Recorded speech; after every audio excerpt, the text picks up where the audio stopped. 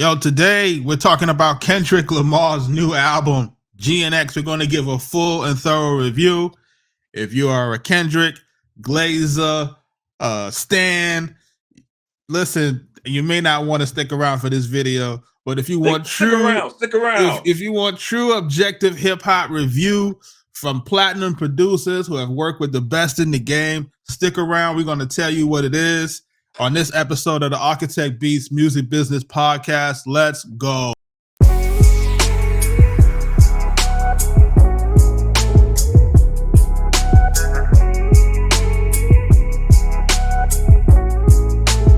Arkatech.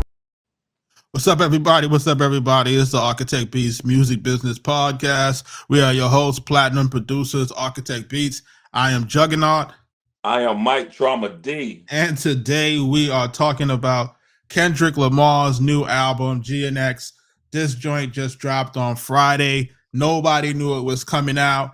And we have to talk about this album because it has the internet kind of in a chokehold, in a frenzy.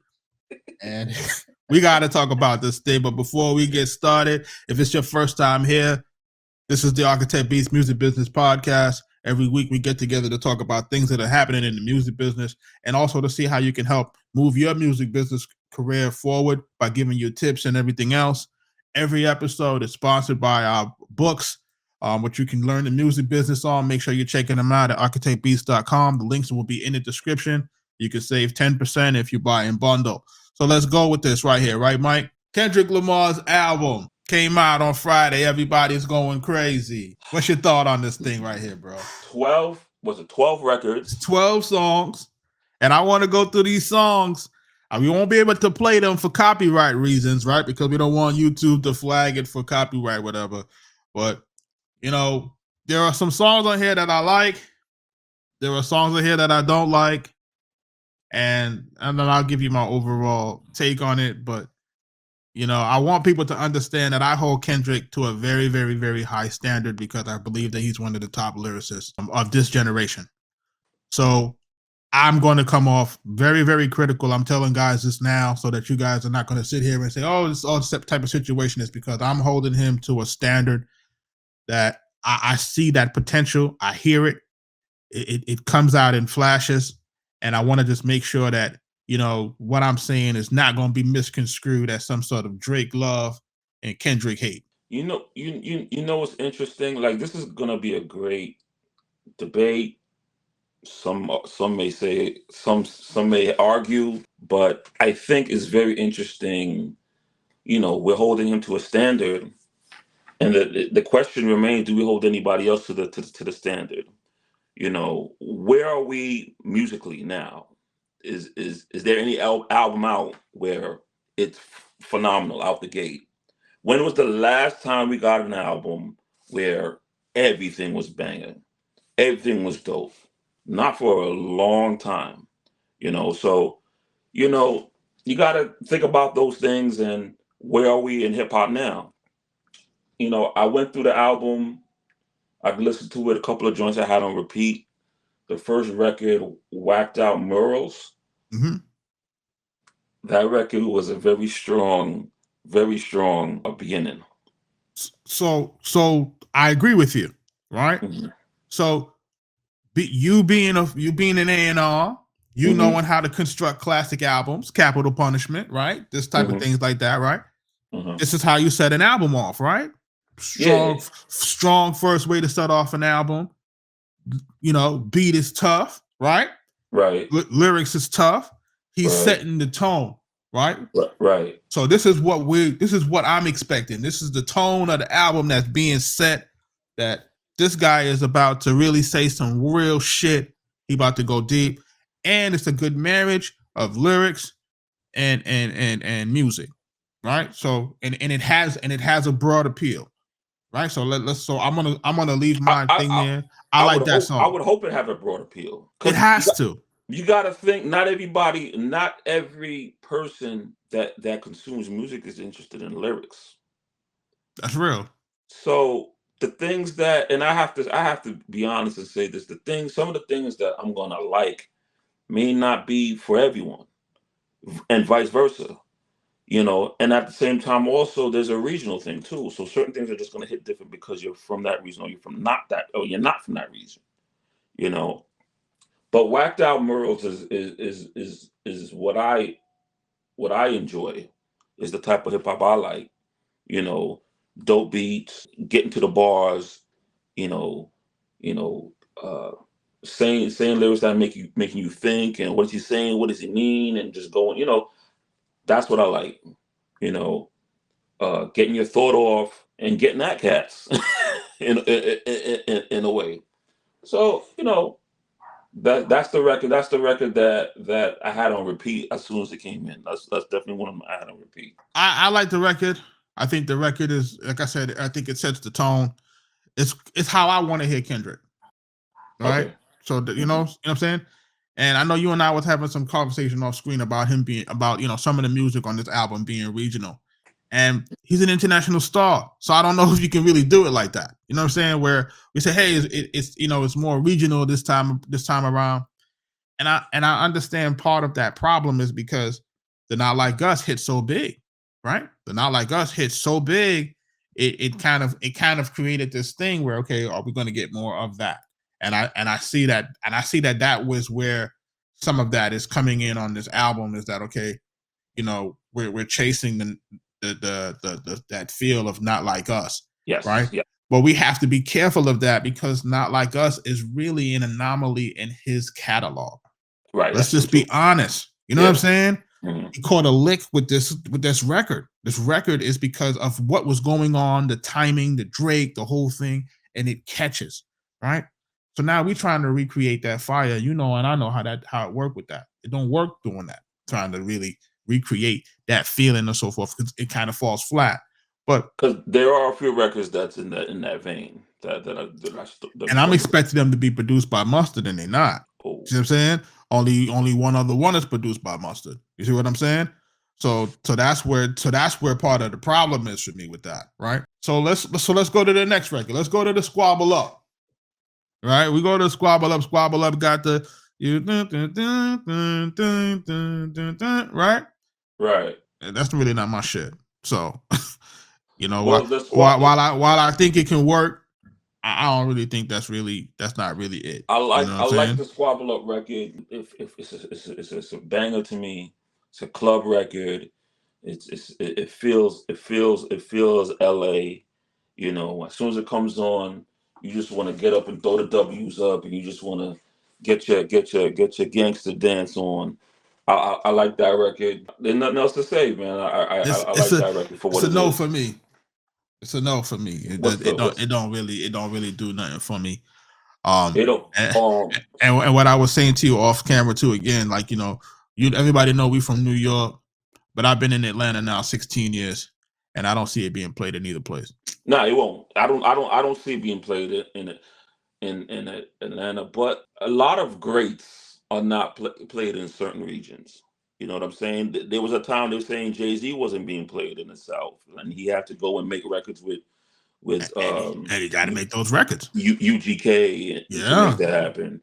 Yeah. And then Nas is not being played, and even Big wasn't being played unless you got Bone Thugs, and you started reaching out to a lot of these other artists to help you kind of I can do these records too. Well, when you think about that, right? But look at that. Look at that. That's what the superstars do. Right. The superstars are going to make records that are going to transcend regional lines, right? And if we're holding this guy, because this guy on one of his records, he's saying, I deserve it all. I deserve it all. I'm the guy. I deserve everything. I deserve it all. It's like, okay, so then we got to hold you to that standard, right? Right now, hip hop is in a fucking dry spell, right? Damn near downward spiral.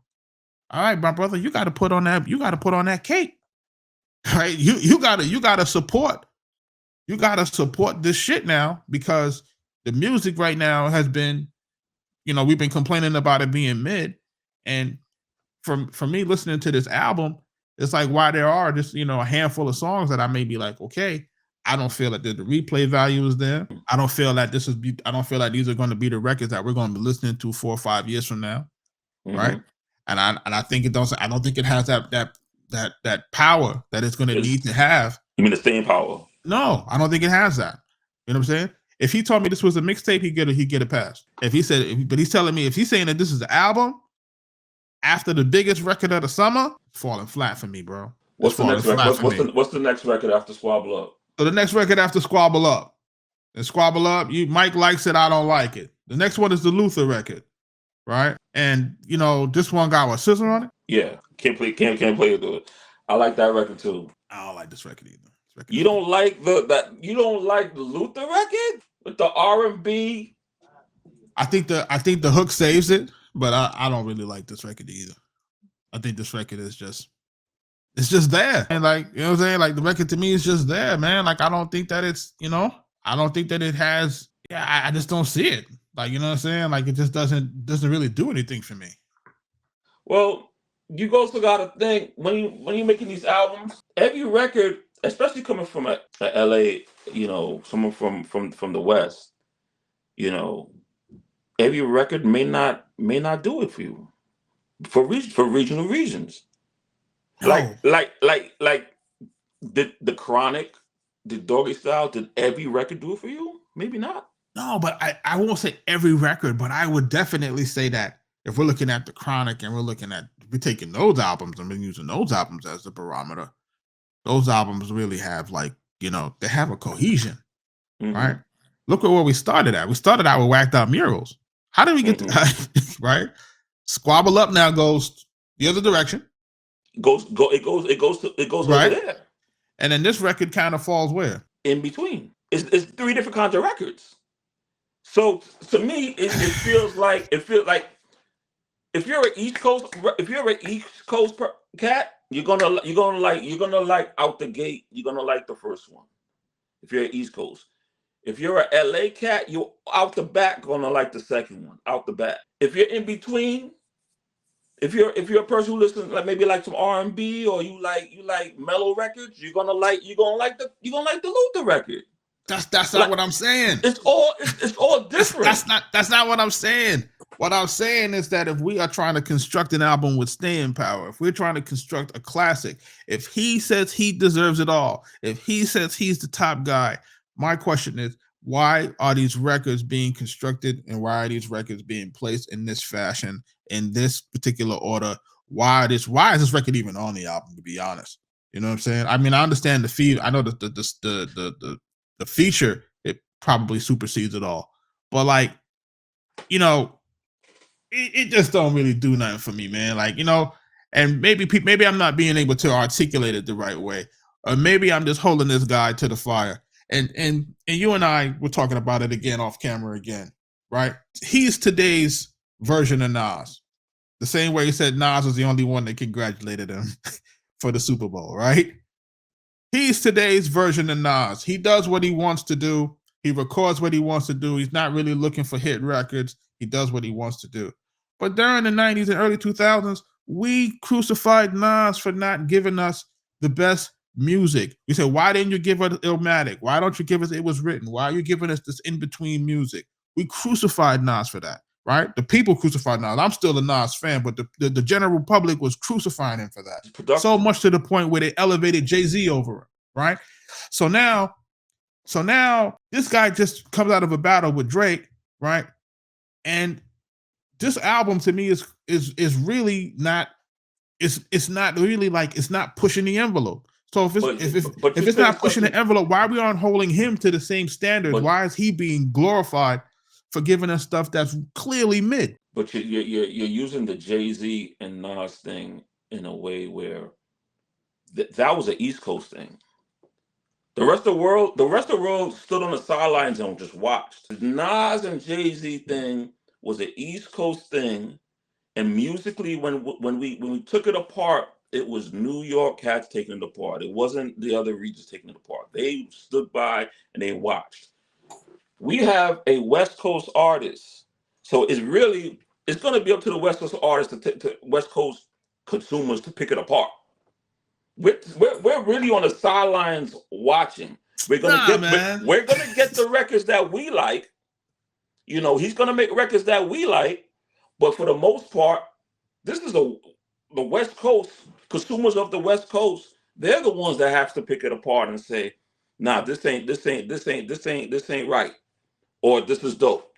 No, I disagree, and I'm disagreeing because, and I'm going to disagree with you because it's like he just finished.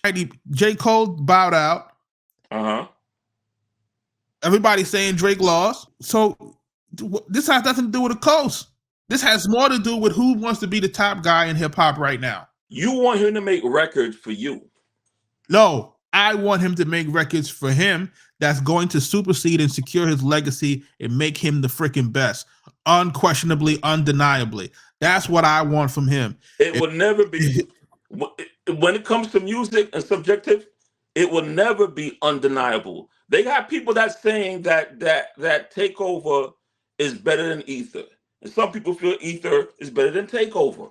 That fight still goes on to this day. There are people that saying Illmatic is better than It Was Written. Some and others feel It Was Written is better than Illmatic.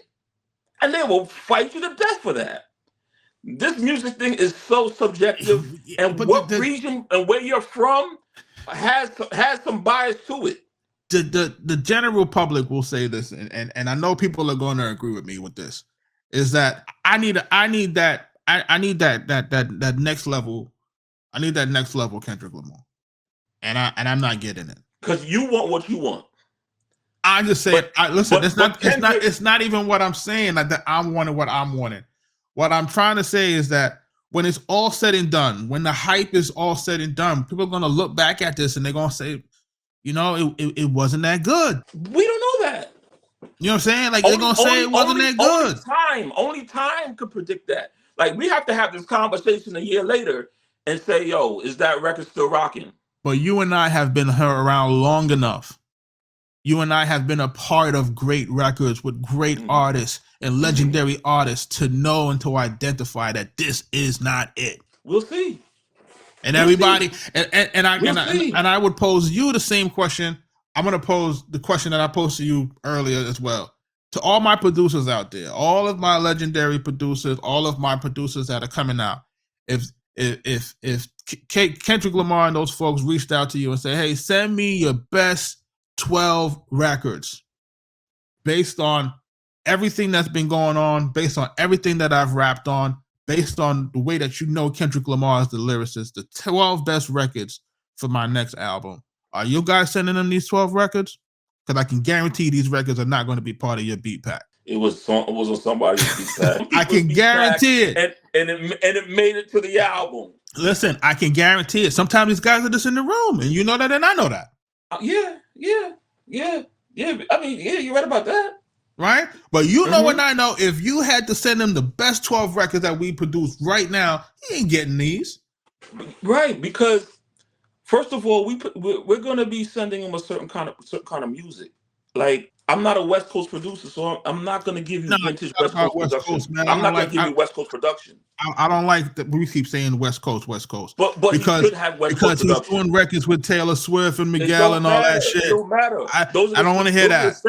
Those are the same things that make you an artist that people fall out of love with. Like, you still need to have your regional sound too, and those are the things we complain about. Like, you can't alienate that. Like, if you're from New York, you need to have some records that still sound like you from New York. Like, at least you have that sound. You can't totally just abandon it 100%. And a lot of the problem is that we have is when you go to New York, you got records that sound like Atlanta. You don't have like, when I go to your town, I want to hear records from that town. That's one of the reasons why I go and visit those towns. I want to hear those records. I want to be in the culture. I want to eat the food. Like, but when everything sounds the same across the board, music overall suffers. I agree with that. I don't think that it should sound the same. I don't think that it should sound the same. What I am saying is that, you know, when we're talking about, say, a Dr. Dre sound, it don't sound the same as New York music, but it knocks different. Just knocks. You know what I'm saying? Yeah. And I don't think that's what's here. I think if outside of the records that sound like not like us, so you're giving it. If he relegates his sound to that, I think that's going to hurt his career, legacy wise. Down to that. Did it hurt Dr. Dre and Snoop? No, I'm not saying Dr. Dre and Snoop. I think Dr. Dre's and Snoop's record, they made a record that was the West Coast, but had more of a mass appeal. They knew a way to marry the two, to not lose who they are from where they are, but also to make it digestible for the rest of the country, right? Like how do you get still DRE? Like, you know what I'm saying? Like it's clearly West Coast music, but it still bangs, you know, throughout the rest of the country. So how can you marry the two? That's what I'm saying. It's like we just can't say, oh, we just gonna sit over here and we just gonna do this. No, you saying you the top guy in the damn music industry, bro. So there's no way that you can sit in the corner and just say, hey, I'm gonna just hug this. I'm just gonna hug this West Coast joint. And you saying you just took out the top guy from Canada that was basically holding down the whole damn music industry for the last 10 years. Bro, you got to do something that's gonna hold down the music industry. And this is not it. So it goes back to what we've been saying about you having the resources. You're the biggest person. You have all the resources.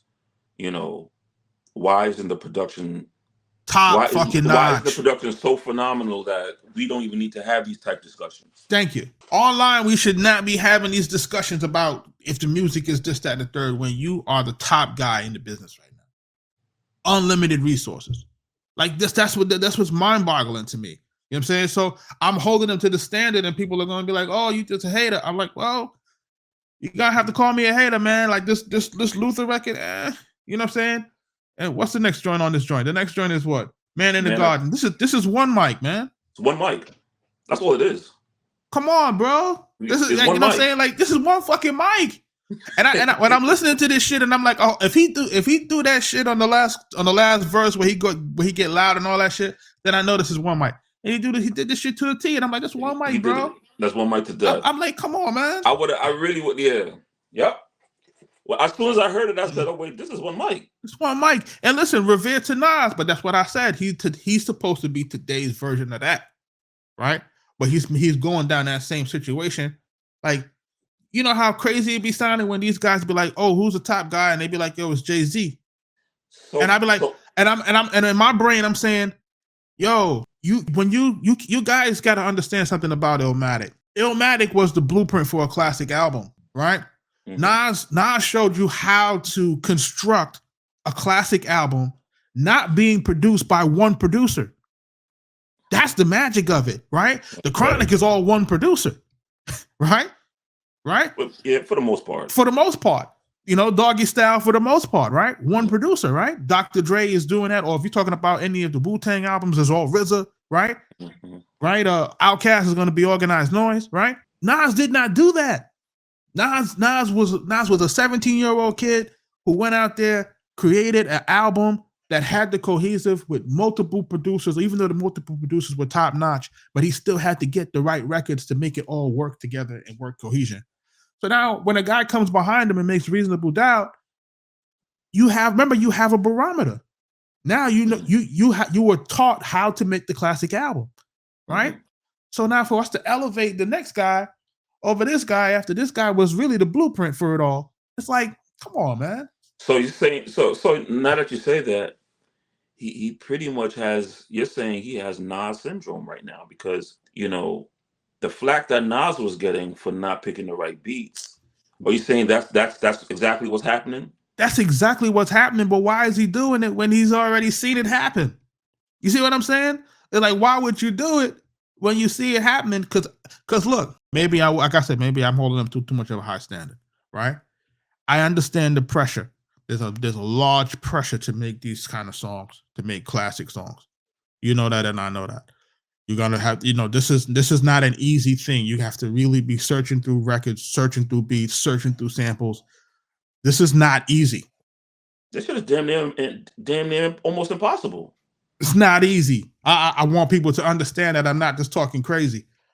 This is not easy to do. It's not easy to do that. It's much easier for you to just say, fuck it, I'm gonna do what I want to do. If the people fuck with it, they fuck with it. You know what I'm saying? And he just happens to be in an era where there's no music. It's just dry. You know what I'm saying? So people are going to gravitate to it because they don't got nothing else. and they're gonna rock with it, and it's gonna give us a sense of, hey, I'm doing it big, but it doesn't have that staying power. And once people kind of start to really listen to it more than once, I'm gonna be like, I don't really like where do I consume this in its entirety? You know, outside of picking one song here and one song there. And the Man in the Garden joint, I mean, I like it for what it is, but it's one mic. You know what I'm saying? So to me, that's not original, and to me, it's lazy. You know what I'm saying? Now, if you want to tell me, if you want to say that, hey, you just giving homage to Nas, then that should have been in the verse. And then, yeah, or put him as a feature, or something. Yeah, if that's what it is, if it's homage to Nas, that's what I took it as. Like this is clearly a homage to Nas. Yeah, if that's what you're doing, and the only artist that congratulated him. Listen, because Nas is the great, and that's it. Nas is the great, and it's no slight to Jay and all of them, because Jay definitely held us down in New York for a lot of summers with a lot of tough records. Don't let nobody get it fucked up. Jay's catalog is tough. Okay, like let's not sit here and make situation like. I was listening to some of the Dynasty album last night, and I was like, wow, it's a tough catalog we're talking about. Okay, and we're not talking about the Kells joints and all of that. Like this is a tough catalog that we're talking about. But back to this Kendrick joint, right? The next one is what? Hey Now, right? Which one is Hey Now? You see what I'm saying? You don't even remember how the song go. Nah, I only listen to these records. I told you, I only listen to these records once. You don't even know how the song go. Because I only listen to these records once. I told you I only heard the album one time. Yeah. I should have just loaded up my Spotify real quick. Gus vibe again.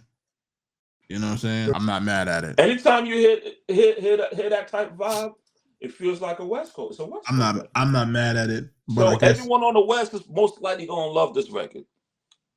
So I guess my question would be, where does these type of songs fit in the rest of Kendrick's catalog?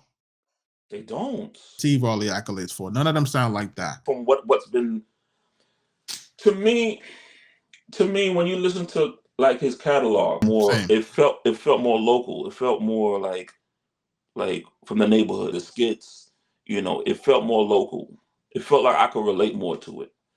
As he started to grow and to do other things, it felt like he was going for the Grammy record. He was going for other things. Some of the things that you were talking about, being more international. I think he was going for those things. A album like this feels like he came back close to the first album. Like he came back to it. He came back to more of his roots. He came back more to his neighborhood. Because sonically, a lot of these records are sounding from like West Coast club, West Coast riding. It feels like those type of records. And he even has features from, Yeah, I seen that. So I feel like these are records he's like, okay, now I got the spotlight on me. I'm not gonna do the international records. I'm gonna do the records that's, the people from my neighborhood is gonna enjoy. The people from, this walk of life is going to enjoy and get it. That's what it feels like to me. Also, something that stood out on this album too to me that I've been meaning to talk about was the hooks. The hooks aren't there are songs here that don't have hooks. Very strange. When Cass was rapping and they didn't have hooks on their records. It goes back to almost that era. And even that other record with SZA, the last record, not to jump too forward, but there are records that give you that old feel. I mean, look at the cover. The car that's used. That's an old car, a classic. That's an old Buick. You know what I'm saying? So, I mean, the cover tells you what it is. The cover tells you the sound. You know what I'm saying? It's a trunk rattling, West Coast. Like, it kind of tells you exactly what it kind of the vibe is. So, I get it. Pop. Is that what you want? I don't say I want international pop. I'm not saying that, bro. Like, don't get me wrong. Like, I think when I don't get me wrong. When you're the biggest guy that says he deserves it all, I just want the record to have more appeal. I'm not saying that it has to be international. I'm saying that it could still be regional, but it has to be like, like really cutting edge regional records. Like it just can't be regular regional records. You know what I mean? It's just regular. We're just doing our thing on this side. And I don't have any problem with this record per se. It does sonically kind of hit what it needs to hit. I'm not mad at it. Just for me, it's like, another one of those concept. Dope concept. Right. Top tier lyricism. Right. It is absent of a hook. Right. Crazy ill story of the devil. You know what I'm saying? Which is kind of strange, but at the same time, it's dope. I don't have any issue with it. Conceptual, that's what we kind of strive to get. We hope to get records that's gonna make you think, and it's gonna say some things in there like, damn, what made you go that way, and that it was enjoyable. It may not be a record that's gonna, it's gonna be a record where you're gonna be bumping in in a ride, or you be bumping in the clubs, but I think concept wise, it's a dope record, and you need those type records. I think when you're making an album, you got to make different kinds of records. For an album, everything is not going to be one way. It's not going to be club. Everything is not going to be this, and it's refreshing to get some conceptual records. What do you think about the whole Tupac influence? I think that was dope, and I think more it was more interesting. Like it I thought it was very interesting because it made me think about when Drake used the Tupac, and it was a no-go. Like I couldn't help think about the politics. Like I enjoyed the record for what it is, but I couldn't get past the also like, damn. He got unnecessary flack for that. It was genius. Who Drake on that tailor-made was. When you listen to the production, the lyrics. Enjoy it. We're gonna get flack for this, but honestly, it was the tailor-made was called, right? Yeah. I enjoyed that record. I thought it was like classic West Coast shit. Yeah, and I thought the nerve, like everything was there, from the disrespect on all levels. Yeah. The way. But for whatever reason, the politics superseded and destroyed that record. Yeah, the politics destroyed it. The politics destroyed a very, very, very tactically, sonically good record. Yeah. I encourage everybody to go back and really listen to that shit with an unbiased ear after it's done. Like if it's not pulled down, like if you can find it, right? Because I think the Tupac estate had an issue with it, right? But like I can't listen. When I was listening to that record, all I could do was just like laugh, because it was just so disrespectful. Yeah, and the way it was put together, and you could still hear Drake in it. Like he made it so that you could still hear Drake in it, almost as if he's possessed those bodies and did what he had to do, which is kind of morbid, but that's another story. Anyway, what's the next record? So the next record is going to be TV Off. Is that the record that sounds just like to me? Is that the record that sounds like? Yeah. Yeah, that sounds like Not Like Us. Like Us. That's what it is. I didn't care for that record. But I don't care for that record only because it just sounds like it. Like why are you recreating that? But this is the problem, bro. I have a problem with that record. This is the problem when you have that anomaly hit. Now we're chasing that shit, chasing that sound. It's so big. You're trying to get another one like that. I just hope that's not going to be considered a single. Of course, it's going to be considered a single because that's what the industry does. That's what the industry does. It's like when you think about like when DMX came on the scene and everybody was trying to recreate that sound with Swiss and DMX. Like you can't chase the trend. You know what I'm saying? And even when you create the trend, you can't chase it. You know what I'm saying? So to me, I don't really. It's like, again. I mean, it's a good record for what it is. It's just that you already got one of those, and Thank you. it's just because you got one of those already. It's like you don't really need this. You don't need this. You did this one already. Thank you. So I agree with you on that one. Like, I'm just like, it's a good record for what it does, like music sonically, whatever. But if you already did it, and it was your biggest record, to follow up with the same kind of record, it just seems like, I'm good. I'm good with what we got already. The next joint, Dodger Blue. Dodger Blue. It's okay. It's okay. It's cool. That's cool. That's what I said. You know what I'm saying? That's that. You know what I'm saying? Like, that's what I'm saying. Like, that's cool. It's cool, but it's like, you know what I mean? Like, what you think about this next one, Peekaboo? I don't like it. Why you don't like it? It just felt like it was all over the place. I keep hearing this peekaboo shit. Like what the fuck? Like it was just annoying. It was more of annoying to me. Like, it was just all over the place to me, man. Like, I like the beat. It's a West Coast beat. I like the beat, but I just felt like it was just all over the place. Does it feel like he's sometimes trying to invoke like an E40 thing going? Like, I hear that kind of cadence sometimes. I hear that. Like, I hear a lot of different things with that. You know what I mean? But you got to understand, again, in respect to E40 and respect to the Bay Area. That's a whole nother culture and a whole nother sound. So, if that's what it is, then I get it. If that's the sound, I respect it for that. But that one ain't for me. That one ain't for me. All right, then fuck it. Go jump to the next one. They were saying, he kept saying peekaboo through the whole thing, and I was just like, you know what I mean? I just didn't care for that one. The Heart Part 6. I really like this record. I like this record. I want to like this record. How could you not like the record? Listen, I want to like this record. This record is that old sound. How do you not like this record? I want to like this record. So what's the problem? I want to like it, right?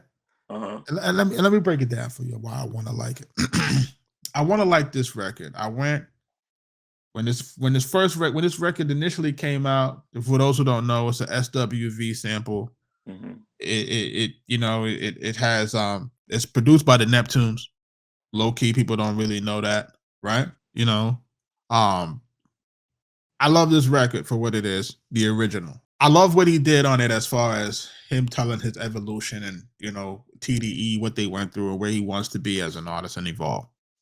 Top-notch lyricism again, I get it. The only thing for me with it, from a production standpoint, now, some people would say that it's genius to do it this way.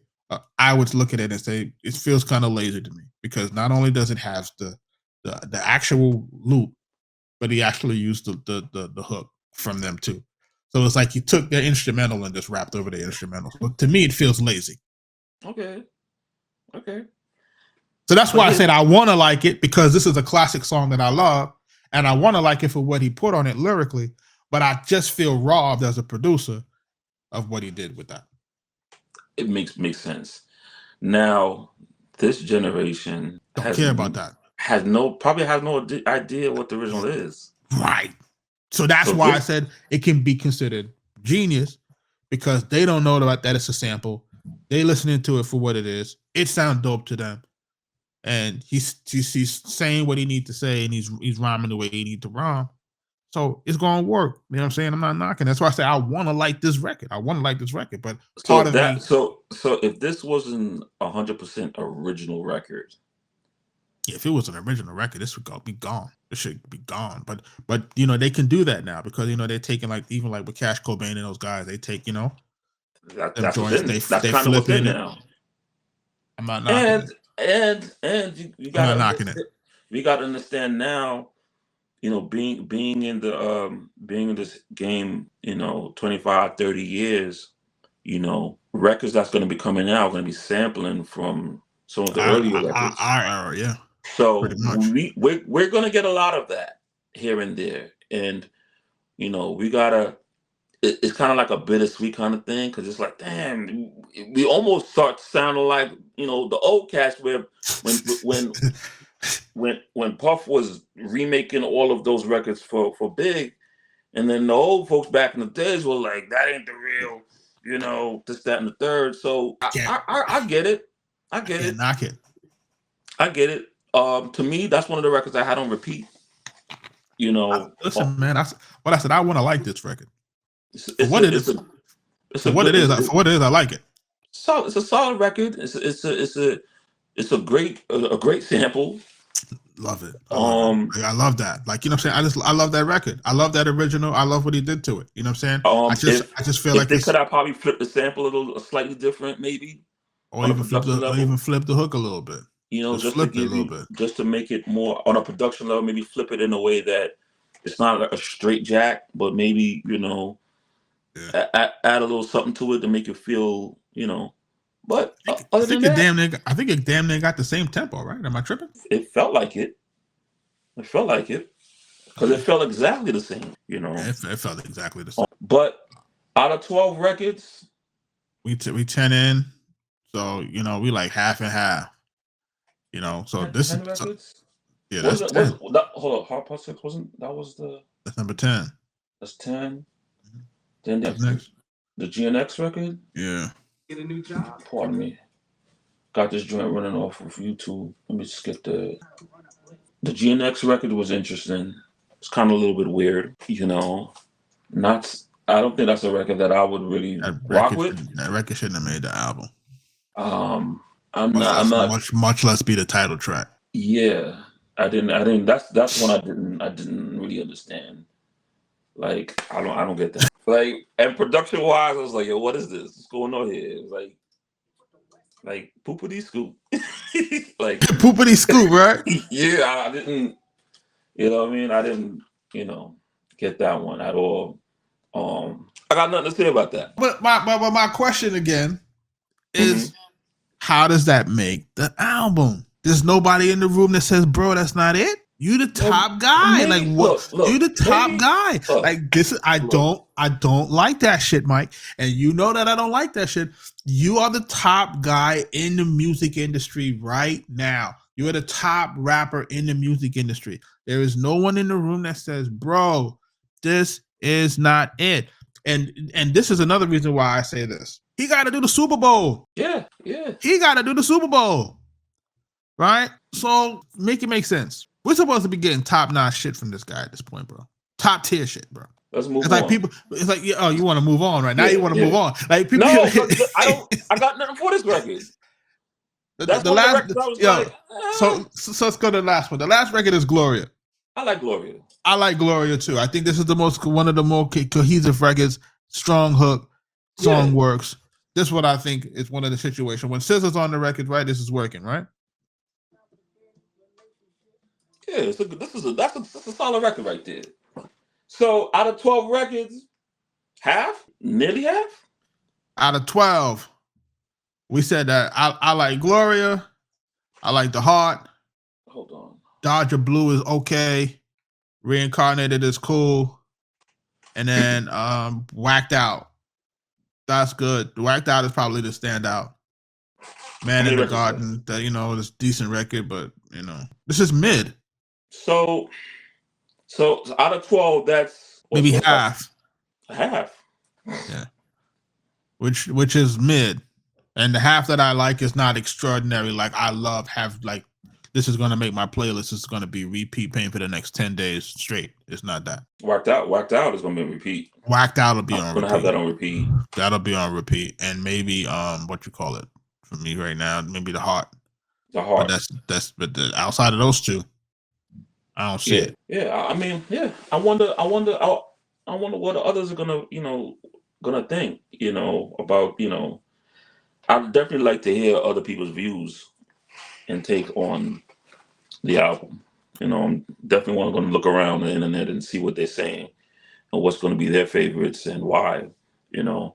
But I you know, like I said earlier, you know, I can't help the fact that where you're from, your region is going to somewhat affect, you know, what records are going to kind of touch you a certain way. I don't think, honestly, I would agree with you if we didn't produce for different regions, right? You and I have produced for Game. You and I have produced for West Coast artists. We've produced for down South artists. We've produced for New York artists. We produce for Midwest artists. Our discography puts us in a different situation where we have produced for almost every region. We have done trap music, we've done drill, we've done, you know what I'm saying? Like we don't have the the the the that bias to really say, okay, because we've produced it. It's one thing to say that, hey, I haven't produced for this guy or we haven't produced for this guy. That's not the case here. You know, what I'm looking at it for is, you know, I remember being in those rooms with you and Loud and those conversations that, you know, people used to have before a record would go out, and they would say, where are we going to play this? Where are we going to put this? And you know, this record can't be the single because it don't have a hook, or this record can't do this, or this record can't do that. And that's the mind frame that I'm coming from. So a lot of people may be looking at it like I'm listening at it from a consumer standpoint. I'm listening at it from both standpoints, as a consumer, as a producer, and then also as a person that wants to see an extraordinary lyricist really cement his legacy and not go through these question mark times with his music that, you know, a lot of artists, we watch so many artists do that. So a lot of artists that have those really first classic albums, and then the rest of their catalog is all like woeful because they just refuse to really just do a better music. Like, you know, they refuse to do it. And it's like they just feel like, okay, they get into this point, and artists get to this point where, because they know they got the fans and they know they got the momentum, and they take advantage of that. And I see that happening way too often, where they're taking advantage and they're just giving us mid music. And because everybody's in the social I'm media psychosis, they can't realize how not good it is until after the fact. I'm not gonna blame the artist. And a good, we like to blame the artist, but I'm thinking about it. I'm not gonna blame the artist. I blame the people around them, because the artist, and a true artist is gonna rap on anything. A true artist is gonna create something. Will create something out of nothing, no matter what it is. They're gonna create some sort of art. I blame the people around the artist who does the marketing, who does the A&Ring, who does all of these things. You're supposed to take all of these records and find the ones that's going to be the records that's going to be their best representation. You're supposed to collect those. You're supposed to do 50 to 100 records. You go through them and say, okay, we're going to take this, that, and the third, and just slap a hook on that one. Boom, boom, boom, boom. And boom, we're going to have this right here. We're going to go through it, listen to it, and make sure it touches everything it needs to touch, that it well represents you. We can market it properly because we are a business at the end of the day. That we could put this out there, we can market it, it could compete, it does what it needs to do. So I think when it comes to creating a project, you know, more people they need to be more gatekeepers again. And we come back to that. We come back to gatekeepers saying yay or nay. Like, a lot of these artists they could do whatever the hell they want, and everybody in the room is just a bunch of yes, and they don't want to lose their position, or they don't want to lose their relationship or friendship, so they just let whatever flies.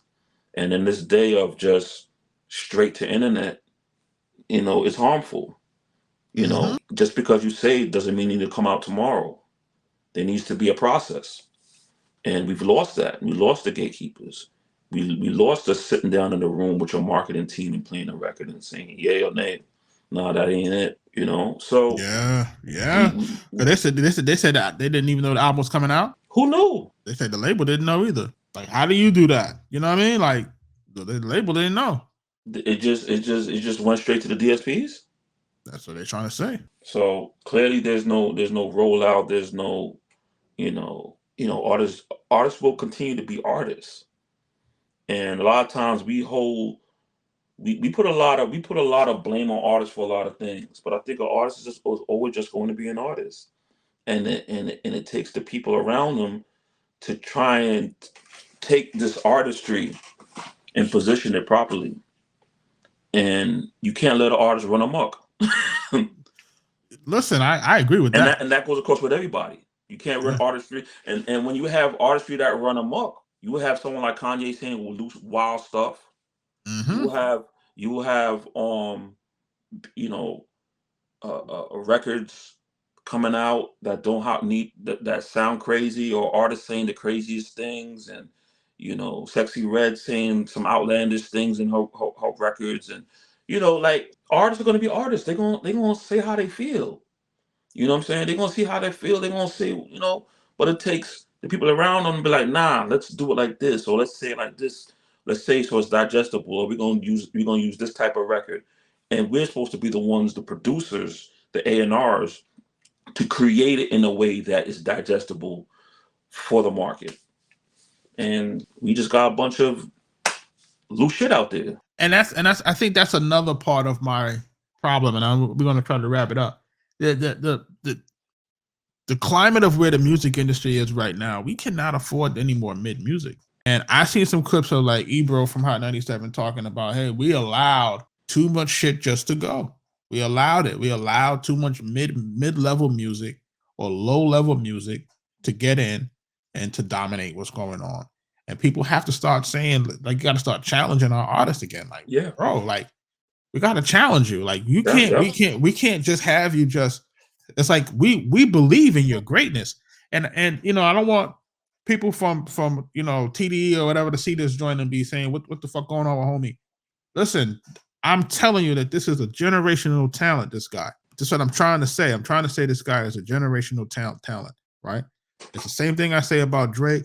It's the same thing I say about like a J. Cole. These are generational talent type guys. You'll never see these type of guys again, right? The question is, are you guys properly cementing your legacy? You guys are supposed to properly cement your legacy. All of you guys as top tier lyricists, you guys are supposed to have your Get Rich or Die Trying. You guys are supposed to have your Chronic. You guys are supposed to have your Aqueminize or your Infamous album or your Illmatic or your Blueprint. You guys are your All Eyes on Me, your Doggy Style. You guys are supposed to have at least one of those type of seminal albums. In most cases, because you're top tier talent, maybe two, right? Mm-hmm. If you guys don't have an album that transcends like those albums that I just mentioned, that's a problem for me, because you guys are top level talent, and you guys have the resources. Absolutely. If you guys did not have the resources, if you guys did not have the access to production, if you guys didn't have the access to top tier songwriting, if you guys didn't have that, then yeah, I can get it. But that's not the case here. So there's really no excuse for us to be having mid-level music. There's just none. There's none, and I won't accept it. So basically, what you're saying, and I'm gonna break it down. Paraphrase it, yeah. Paraphrase it. He should have gotten in the studio with Alchemist, Dr. Dre, Battle Cat, Mustard again, right? That nigga Daz, maybe Just Blaze. I don't even know if that fits. But we'll see. Like, you know what I'm saying, you do them, see how they come, and you go from there. Get your superstar producers. Yeah. And lock in. Get your great writers or associate writers and have a camps. Because at the end of the day, you want to put out not just a classic, but a classic that's going to supersede time, and it's going to be undeniable, so that these conversations do not happen. There is no conversation about Chronic or Doggy Style. There is no conversation when it comes to the records you said. But then think about what those records do for us. Oh shit, we got to make something hotter. It drives the culture. That's the only way that we survive, is through competition. Yeah, it has to get better. If it's not going to get better, motherfuckers gonna stop listening to this shit. They're gonna stop listening to this music shit, because the shit ain't doing nothing for nobody. It ain't making nobody feel no type of way. It's just mid. Like, you know what I'm saying? I'm cool. I'm just gonna keep listening to what the records from 10 years ago. Like, what? Like, come on, man. Like, that shouldn't be the case. We should be able to say, what's his name has a really good project? Gibbs. Push the envelope, man. Like, what's really good with y'all, man? There's some great stuff out right now. I'm not mad at that. I just feel like crown is heavy, bro. Like, the crown is heavy, bro, and you're not supposed to get a pass just because they want to call you the golden child. Like, you can't get a pass for that like that. Like, they crucified Nas for this shit, bro. I hate what they did to Nas for this type of shit. Like they made it seem as if all the records he put out was whack. They was trying to say One Mic was whack, and they was, you know, when he was doing the records, I Know I Can, they was making fun of that type of shit, and he was trying to uplift the culture. You know what I'm saying? Like, you know what I'm saying? Like, they was mad at him because he wasn't making, you know, I Just Want to Love You, like how Jay was out here killing the club. They was mad at the nigga for that. You know what I'm saying? Oh, I remember. You know, all to the point where now they you know, they want to keep trying to elevate the other guy over him. And listen, as a lyricist, listen, they dope, but that guy's special, man. He's generational talent, you know. But again, once we start to leave the top level production, and people no longer like study and no longer take hip hop seriously, and it's too available for people to get involved in. I remember at a time, you're a rapper, you gotta get up, you gotta get out here and get in the cipher and rap. You know, you couldn't bite. Like, there was so many rules to this rapping thing, and to be called an MC, like, you really had to put it down. But now it's like there are artists who are getting into the game and they don't even of how it started, or just a little bit of history, just like something. Just know, what are you trying to do? And at one time, there were artists saying they don't care about lyrics. It's all about a vibe. It's all about the melody, and that's cool too. But you know, you lose something when you start thinking in that type of way. As you can see, you know, we're here now, and we've lost so much creatively because of that type of thinking. yeah, and it's just, all it does is it makes the industry rapidly decline. Yeah, And when and you're what you making guys records and just humming, listen, you and guys, that's what, cool. yo, what You're these, making records where you don't even need to be audible. You don't even need to pronounce your words. You don't need to say a word. There's records playing right now that you're like, yo, what are you saying? Like, is there words in it? and what they don't understand, and and what they don't really understand is that you guys are going to make it to the point where no one is going to want to invest in this genre anymore. Like, you guys have to realize that we're getting to that point It's happening where now. it's getting to that point because you're not pushing the envelope. The shit ain't dope no more. Shit is not at the forefront of culture anymore because you guys we let too much of it go too long.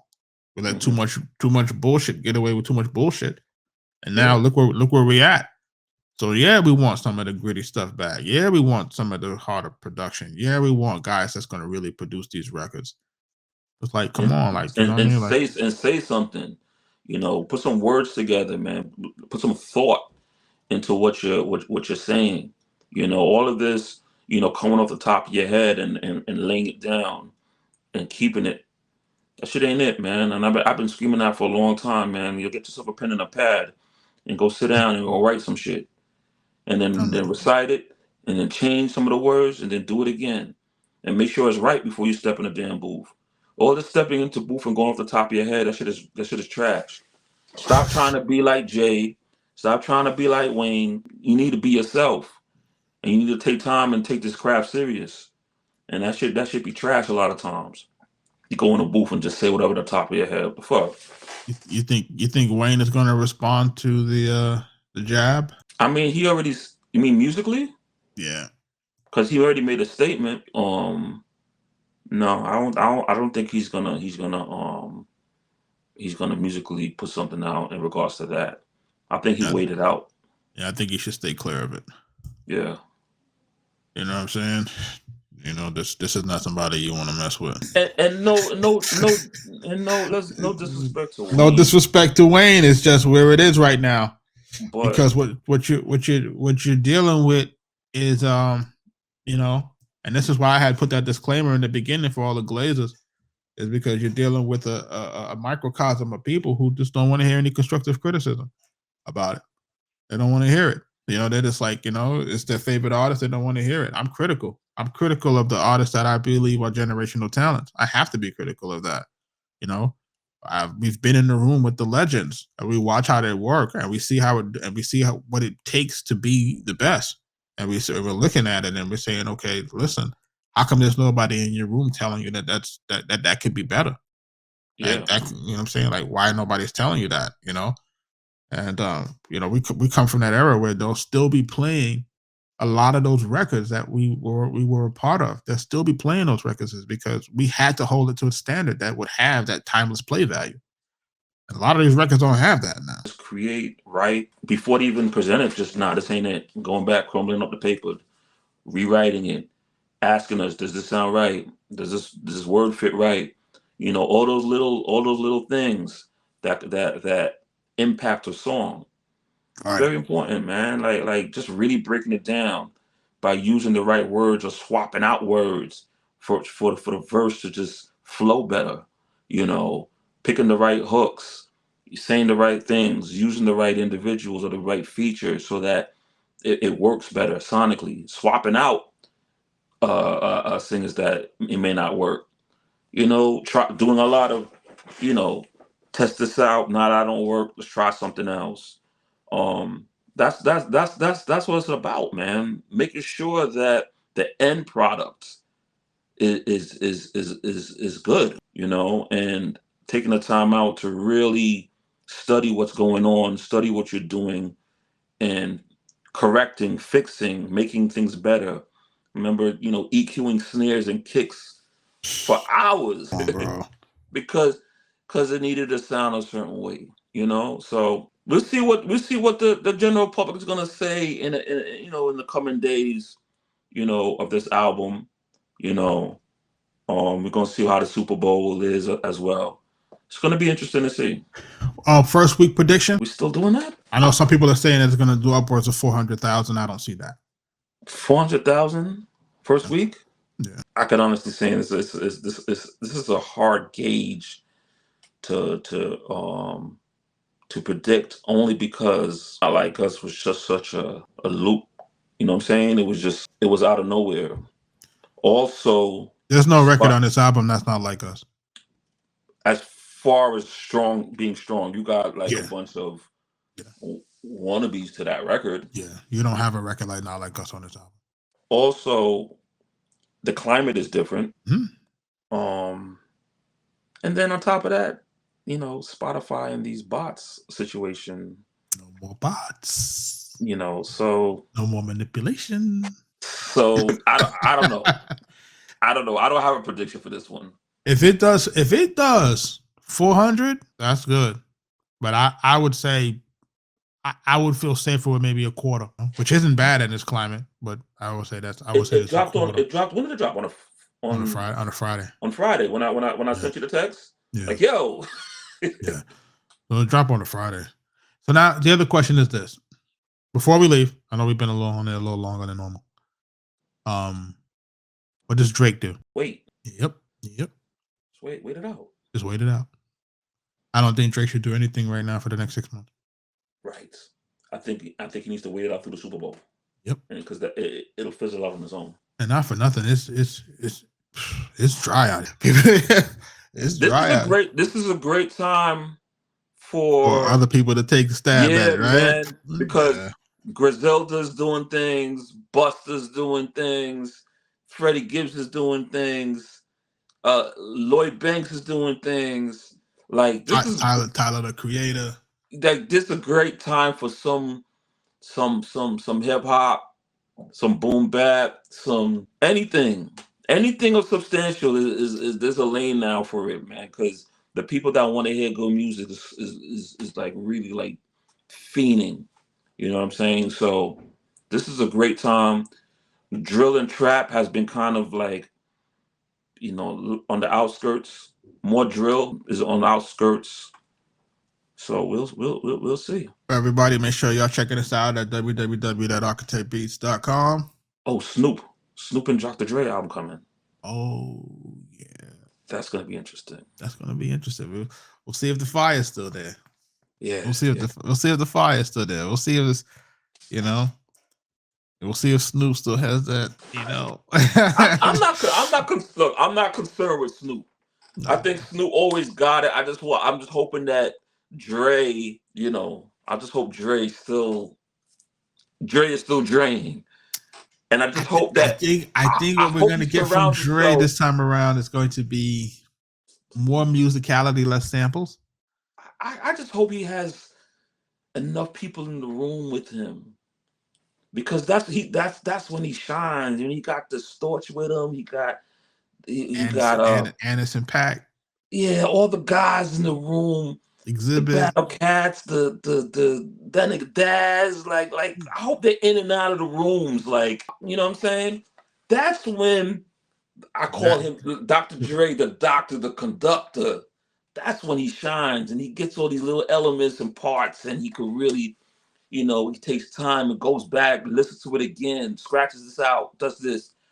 That's what I'm excited. I'm hoping, that it's what I want it to be. See? Yeah. Make sure y'all checking us out at www.arkatechbeatz.com. Make sure y'all following us on all socials. And I guess next week we'll be able to tell people, what we think, what happened, the numbers, what they are, and what the consensus is. But until next week, y'all guys, be safe. Peace out there. Peace out.